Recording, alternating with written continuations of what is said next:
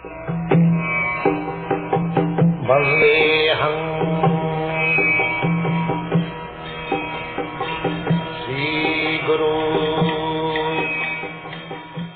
following is a class on the Bhagwat Gita as it is, first chapter, text number 7, given by His Divine Grace, A.C.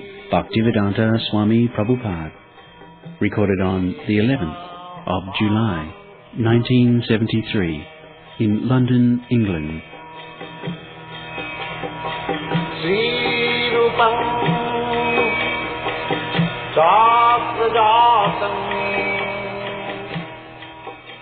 O best of the Brahmanas, for your information, let me tell you about the captains who are especially qualified to lead my military force.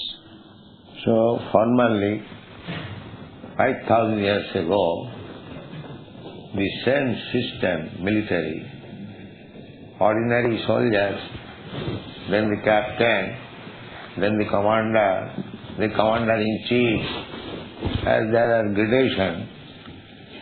In the modern age, the same thing was there. But Maharatha, they had good qualification. Maharatha means alone he could fight with many other charioteers. They are called Atiratha, Maharatha. There are different grades of fighters. So far Pandavas are concerned, their son, Subhadra. Subhadra means Abhimanyu. Subhadra's son. Because he was Subhadra's son, his name was Subhadra. Draupadi's son, they are called Draupadi. In Sanskrit, just like Bhagini, sister, Bhagini. Her son is called Bhagineya, nephews. So there is link. As soon as we speak Subhadra, that means Subhadra's son. The Subhadra's son, he was only 16 years old at that time. He was married with Uttara, the daughter of Maharaj Virat. So, they are all Maharathas, ordinary, not ordinary fighters. This Abhimanyu was killed by conspiracy by same commander-in-chief. Bhishma, Karna, Dronacharya, Asatthama, they all surrounded him and they did not allow him to come out. They are very experienced commanders. So this is Kshatriya spirit. You are simply a boy, 16 years old, and he had to be killed by the combined efforts of very, very big commander-in-chiefs. He was so great fighter, Abhimanyu was. So Subhadra, Draupadi, similarly Draupadi's sons also there. Sarvaiva Maharatha. Maharatha means one who could fight with 1,000 chariots on the other side. They are called Maharatha. Then Duryodhana, first of all, he pointed out the military strength of the opposite side. This is intelligence. One should take calculation of the opposing elements or the enemy's side. In fighting, the first thing is to take estimation of the enemy's side. How much they are strong, how they have arranged. Then one should calculate how to counteract, how to fight with them. This is intelligence. Without taking any calculation of the other side, if you are not prepared, then how you can become victorious? This is sane proposal. that is, upayam chintayat pragya apayam cha chintayat. A pragya, an intelligent man, not only think of the bright side, or this business or this fight or this, and so many things we have to deal with. Simply we should not calculate the brighter side. There is darker side on it. We should always think, if there is some thief, if there is some rope, the cheaters, then what precaution I am going to take, and this is intelligence. If I simply calculate that in this business I will make so much profit, in the meantime somebody comes and cheats me and go ahead. Therefore, upayam chintayat pragya apayam cha chintayat. Darker side also should be thought. That is intelligence. Just like that, after calculating the darker side, enemy means darker side. They can defeat me at any moment. That is darker side. So after calculating their strength, then Duryodhana is speaking about his own strength. Asmakam tu vishishyadi. Vishishta. Not to speak of the ordinary soldier, but Vishishta. Vishishta means those are specifically to be mentioned. High officers.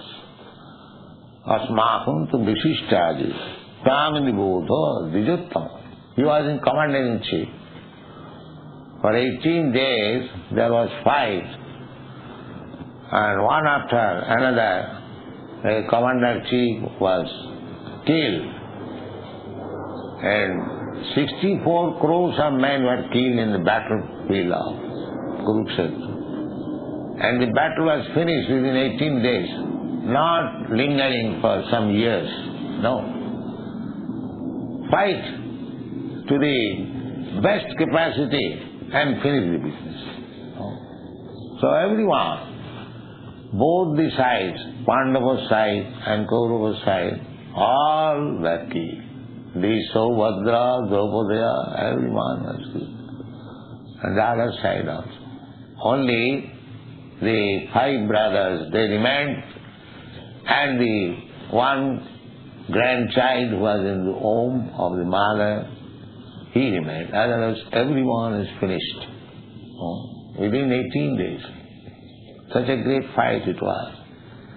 And people from all parts of the world, they joined the battle of Kurukshetra. Somebody was criticizing me, that Swamiji, you are introducing this Hare Krishna movement, people are becoming coward. They simply chant Hare Krishna. So I replied that you will see the power of Hare Krishna movement in due course of time. He required, because there are 2 battles in India.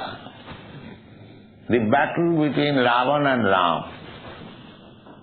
Ram-Ravan. The battle of Rama. And another battle was battle of Kurukshetra. And in these 2 battles, the hero was Vaishnava and Vishnu. In the Ram-Ravan battle, Lord Ramchandra was there, and his devotee Hanuman, Bajrangi. Similarly, in the battlefield of Kurukshetra, Krishna was there, and his devotee Arjuna was there. So, Vaishnavas, they do not simply chant Hare Krishna. If there is need, they can fight under the guidance of Vishnu and become victorious. Vaishnava's one qualification is, out of 26 qualifications, one qualification is Dokha, expert. If there is need of fighting, they can fight like very expert. That is also needed. Krishna consciousness does not mean one-sided. Krishna as all-pervading. The Krishna consciousness movement also should be all-pervading.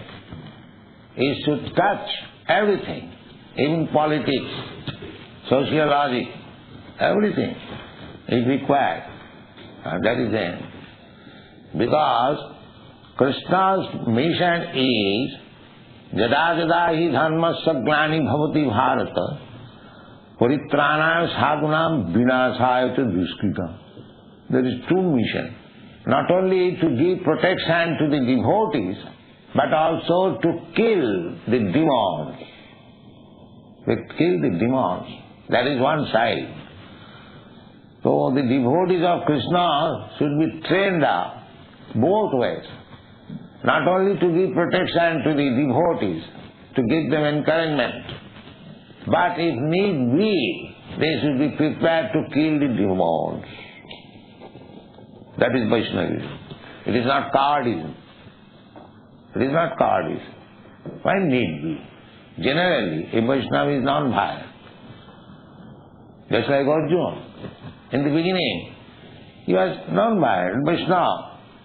He said, Krishna, what is the use of this fighting? Let them encourage.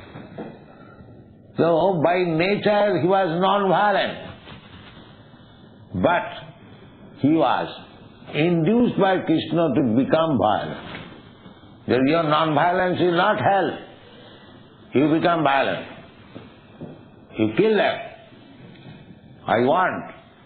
So, if Krishna wants, we shall be prepared to become violent also. And Krishna, that is open secret. That paritranaya sadhunam vinasaya duskritam. Two business of Krishna, two sides. So, those are devotees of Krishna, they should be trained up both ways. They should be prepared. But generally, there is no question of becoming violent, unnecessarily. As the modern politicians, unnecessarily they declare war. A Vaishnava does not do so. No, unnecessarily. There is no need of it. When it was completely impossible to settle up the things between the Pandavas and the Kauravas, then Krishna said, all right, then there must be fight. When Duryodhana declined to spare in a portion of land holding the Suchagra, the point of a needle, he refused that I cannot spare in so much land which can hold the point of a needle. Then the war was declared. There is no question of settlement. Otherwise, Krishna requested that these 5 Pandavas, they are Kshatriyas. They cannot become merchant or Brahmana. Brahmana's profession is Patan, Patan, Jajan, Jajan, Dan, Pratigha. Brahman can take charity from others. A sannyasi can take charity from others. Not a Kshatriya or Grihastha. No, that is not allowed. So, they are Kshatriyas, they cannot take the profession of a Brahmana, neither they can take the profession of a mercantile man, businessman. They must have some land so that rule over, take taxation, and that is their living means. So, spare only 5 villages to these 5 brothers and settle up. Or what Duryodhana replied, no sir. What do you speak of 5 villages? We cannot spare even so much land which can hold the point of needle. Then the war was. So Vaishnava, they are non-violent. But if need be, they can become violent, for Krishna said. This is the battle of Kurukshetra. So, anyone? Or end here? All right, end here. Chant for it.